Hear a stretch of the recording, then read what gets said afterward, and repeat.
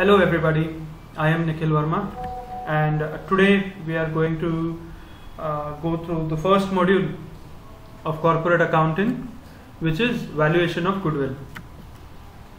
In order to understand valuation of goodwill, let us first understand what do you mean by goodwill. Goodwill means the reputation of the company. However, in accounting terms, goodwill refers to an extra asset available to the business due to various factors such as nature of business, a specialized product, location of business, etc. Now, this is the meaning that is given in textbooks or in my notes. You'll find this meaning. But what does it mean in real? How do you identify what is goodwill? Let us take one or two examples for you guys to understand how goodwill is important and how does it work. Take an example of Samsung, Apple, and compare it with Micromax, or you can even compare it with Redmi, Realme. What do you feel? Which brands have greater goodwill? You will certainly say Apple and Samsung, right? These two brands have a greater reputation in the market. People know that they provide quality products. You can trust the brand more when you compare the likes of Micromax, Carbon, Cellcon, Realme, Redmi, and companies like that. That extra belief that you have on certain brands is nothing but goodwill. And this goodwill brings extra profit to the businesses. If a product is available at a certain price and you have 2-3 brands, let us take example of mobile phones. You have Samsung M01 which is available for 10,000. You have 3-4 options in Redmi. You have, I don't know how many options are there in Micromax. Is there an option or no? I'm not aware about it. If given a chance, which one would you select? You would certainly look at the specs, but assume that the specs are more or less the same. You will be more of an opinion to buy a Samsung phone rather than buying any other brand. That decision is taken, that decision comes because of the reputation that Samsung carries. If you have iPhone and you have an option to buy an iPhone or a Samsung, given that they are of the same price, you definitely go ahead with an iPhone, right? The reason is nothing but goodwill, and this goodwill is bringing more profit to the company because of that name and fame, and that is why it acts as an extra asset to the company. So in simple terms, goodwill means the present value of expected future earnings. That is, we are going to evaluate the present value of the earnings that we are going to have in the future on the basis of the past efforts and the profits that we have made. Here is the definition. I'll just read it out for you. According to the Institute of Chartered Accountants of India, goodwill is an intangible asset arising from sound business connections or trade name or reputation of an enterprise. So according to ICAI, there are multiple reasons why goodwill arises, and it is an intangible asset, something that you cannot see or touch. So the second definition that I have taken is by Justice Lord McNaughton. The goodwill is the benefit of the goodwill is the benefit and advantage of good name, reputation, and connections of a business. It is the attractive force which brings customers. If you see in both the definitions, they have used similar words, that is reputation, connections, sound business.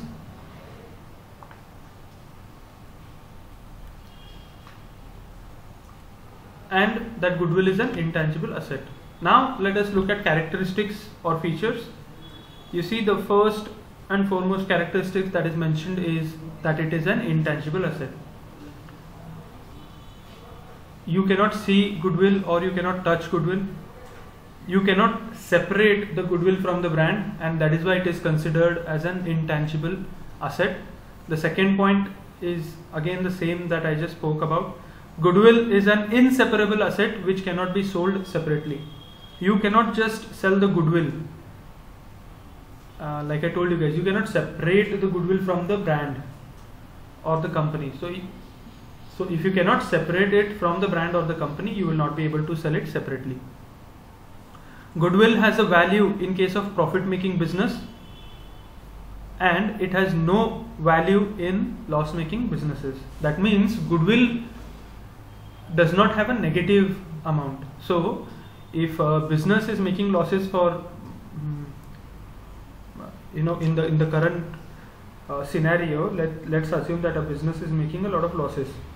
So this business is more certain to not have any goodwill associated with it. But if it is a profit making business, it is certain that they are going to have goodwill associated with them. Okay. Goodwill always helps the business to earn more than normal profits. I just gave you a couple of examples. You compare the normal profits of any given industry. Let us assume that the normal profits of the industry are 10%. This goodwill that the company has, it is going to help the business earn more than 10%. Why? The reason is that people associate with better brands, and better brands are always bound to have goodwill associated with them. And that is how goodwill helps a business attract more customers and make more than normal profits. Goodwill is subject to fluctuations but not depreciation.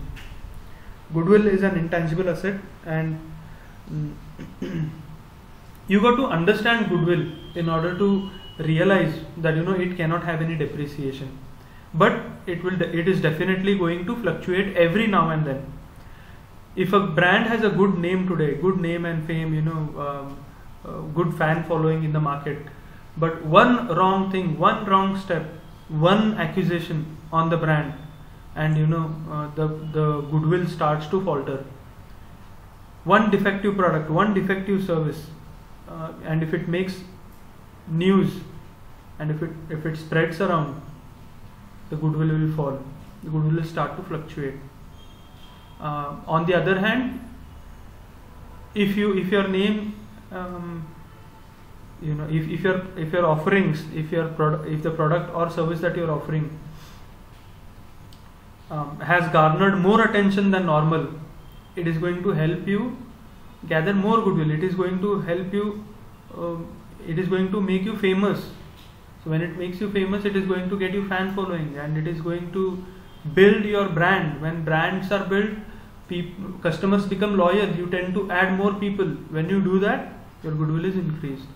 So goodwill doesn't remain stagnant. It definitely fluctuates.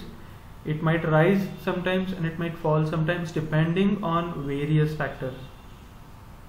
The next point is goodwill value differs from one valuer to another because its value is not objective but subjective. With whatever we have spoken until now, by this you should have understood that goodwill is more of a subjective valuation, and it cannot be objective. It's up to an individual how they perceive the value of a company. On those basis, goodwill is evaluated. So there is no one fixed method to evaluate goodwill. There are multiple techniques, and these techniques change from valuer to valuer.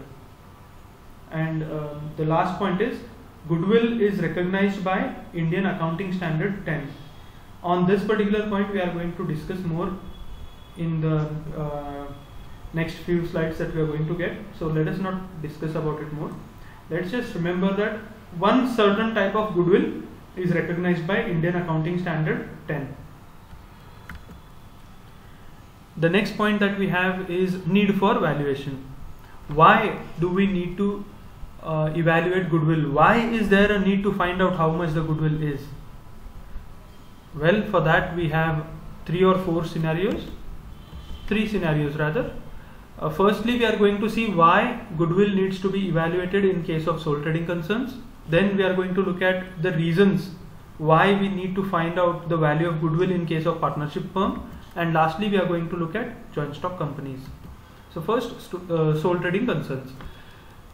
Under sole trading concerns, the need for valuation of goodwill arises when they either want to sell their business to others or when they want to convert it into a partnership firm or a joint stock company.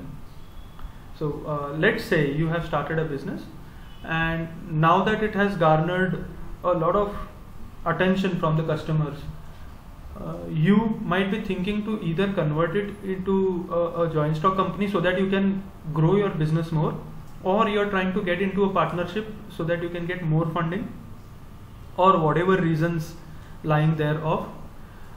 Or it has become so famous that some big company is trying to acquire you. Now when any of these scenarios occur, you do not want to sell all the assets of your company at their book values, right? Because you have spent so much time building this brand. So how do we evaluate this brand? How do we value this brand? The valuation of that brand, apart from all the tangible assets, the net assets that are there in the company, the best way to value it is finding out the value of goodwill. So on either of these scenarios, in case of a sole trading concern, there is a need for valuation. There might be some other rare cases which we might not have been able to identify, but there are various reasons why you would need to valuate goodwill in case of sole trading concerns. Talking about partnership firms. In partnership firms, there are more reasons why you need to value or evaluate the goodwill or find out the value of goodwill. The first such need is change in profit sharing ratios. In partnership firms, there might come a time when the partners' profit sharing ratio might change. How much it should be changed cannot be identified solely on the basis of the money that they invest. We need to find out the value of the business and then compare the investment of a certain partner, because of which the profit sharing ratio is going to change. So if the value of goodwill is more, then the profit sharing ratio fluctuation will be less. But if the value of goodwill is less, then the profit sharing ratio might fluctuate more depending on the investment made by one of the partners or more than one of the partners. So they have an inverse relationship. Value of goodwill and profit sharing ratio have an inverse relationship. Then the second point here is at the time of admission of a new partner. Similar to increasing the investment of one of the partners,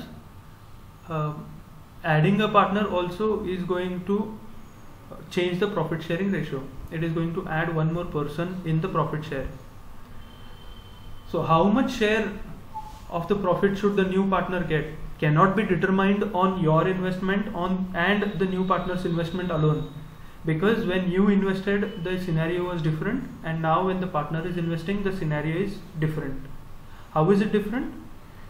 Because when you invested, probably it was in the initial stages of commencing the business. That time nobody knew, most probably nobody knew your business, or the business was very famous then, and now the business has taken a hit. So the amount of valuation you would have had 2 years back, you might not have now. Or like I took the first example where let us assume that you were also one of the founding partners. So when you founded, nobody knew your company, and now most of the people in the city know your company, and now a person is interested to become a partner. So his investment cannot be compared with yours, because the scenario when the investment was done is totally different.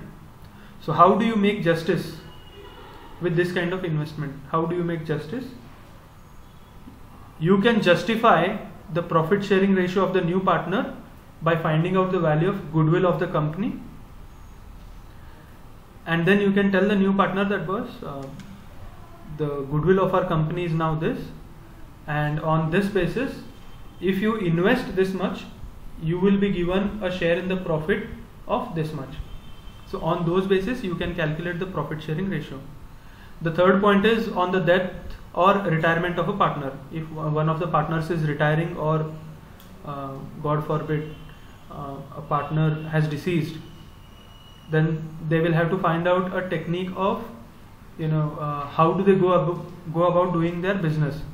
Do they add a new partner, or do they continue with the remaining partners, or what decision to make?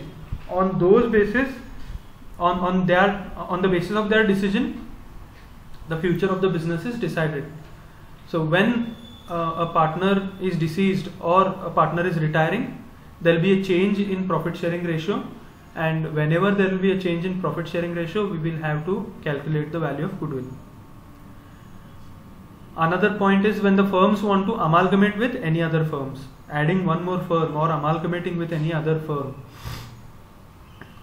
is definitely going to affect the investment and the profit sharing ratio. And when profit sharing ratio is affected, you need to evaluate goodwill. Last point says when the firm is sold or converted into a joint stock company. So conversion into a joint stock company, it is similar to how I explained to you in the sole trading concern.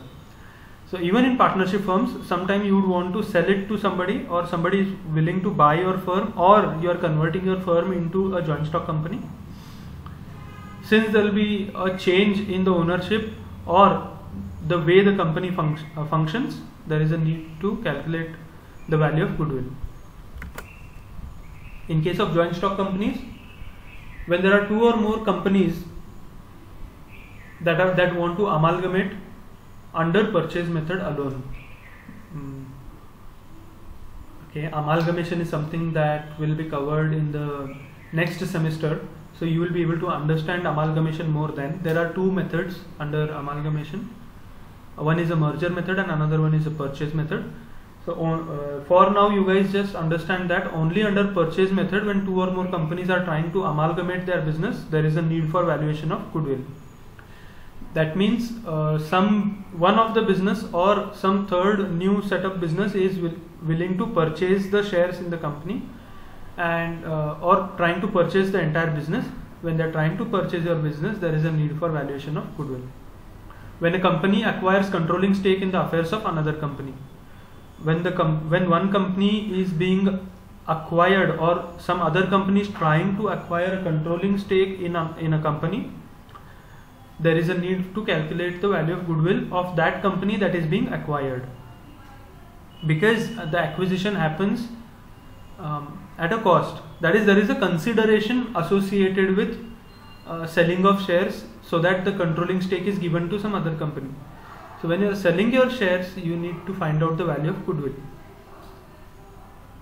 When the business of one company is sold to another company, similar explanation. So I'll just move on.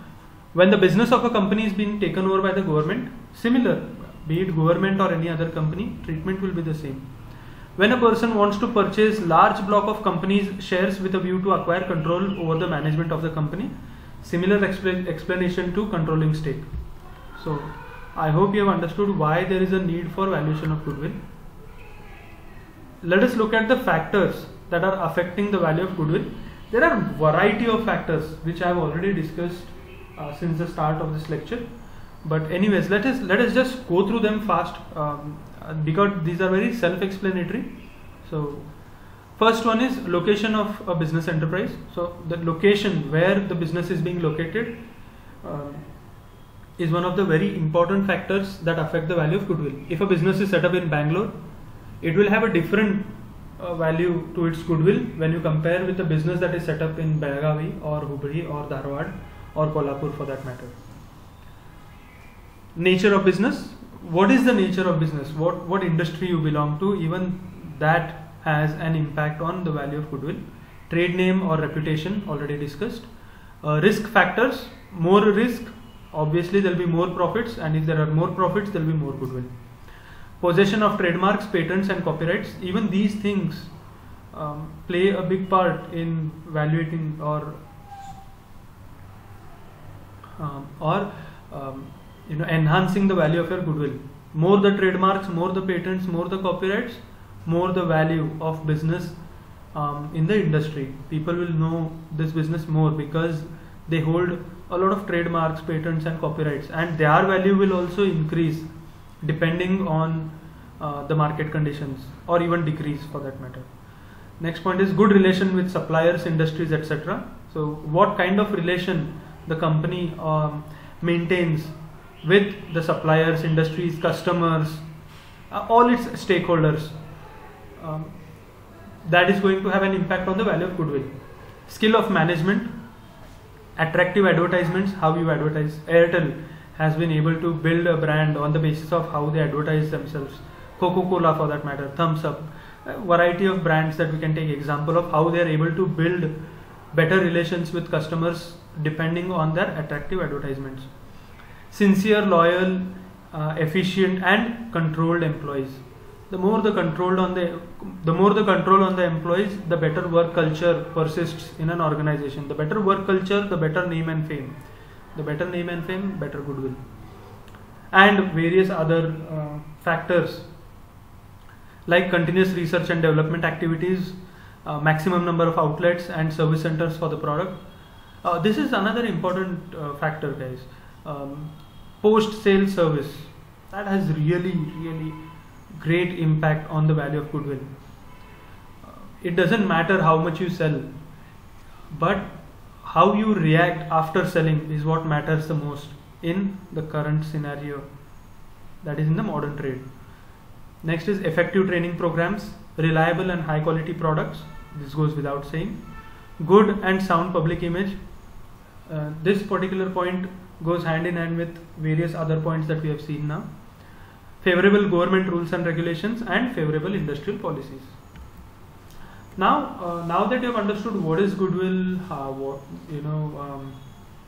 what are the factors that affect the valuation of goodwill, why do we need to evaluate goodwill, let us understand what are the types of goodwill. I had told you guys, you will have in next few slides we are going to discuss about accounting standard 10, and which is one particular type of goodwill that is recognized by the accounting standard 10. So there are two types of goodwill. One is purchased goodwill and another one is non-purchased goodwill. Let us try to have a look at what is purchased goodwill and what is non-purchased goodwill. So purchased goodwill arises only when one enterprise is acquired by another business. So that means that one particular business is trying to acquire another business or has acquired another business. When this acquisition happens, the goodwill of the transferor company, the company that is transferring its business to the purchasing company, the goodwill also is purchased along with it. Let us assume that company X is acquiring company Y, and company's Y assets, net assets, that is total assets minus outside liabilities, comes up to 10 lakhs rupees.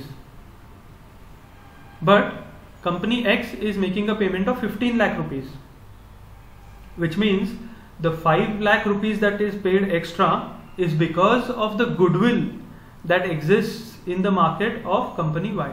That is, company Y has a great name and fame in the market, and because of which company X is ready to pay 5 lakhs rupees over and above the net assets of the company. So it is the difference between purchase consideration. Purchase consideration is the amount paid to acquire a business and the value of net assets acquired. This is the same thing that I have explained to you. The formula is given at the bottom. See here. Goodwill is equals to purchase price minus net assets. Only purchased goodwill is recognized by the accounting standards 10. I have mentioned it in the features. Let us see them one by one. The features of purchased goodwill are: it arises only on purchase of business. I have already explained to you this.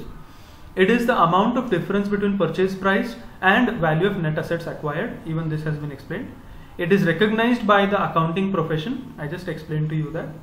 And it is shown in the balance sheet of the purchasing company. What does this mean?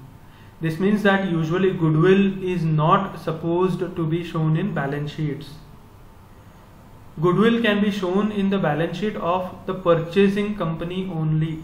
Only and only that part of goodwill can be shown that is purchased from another company while purchasing that business. Self-generated goodwill or non-purchased goodwill cannot be shown in the balance sheet. Even this goodwill, purchased goodwill, is not supposed to be shown for a lot of time.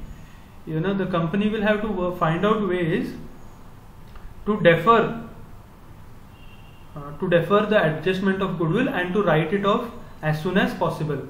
Let's say in span of 5 years, 4 years, 5 years, 6 years, you'll have to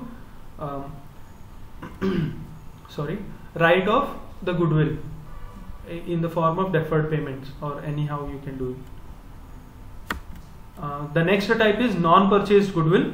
This is also called as self-generated or raised or inherent goodwill.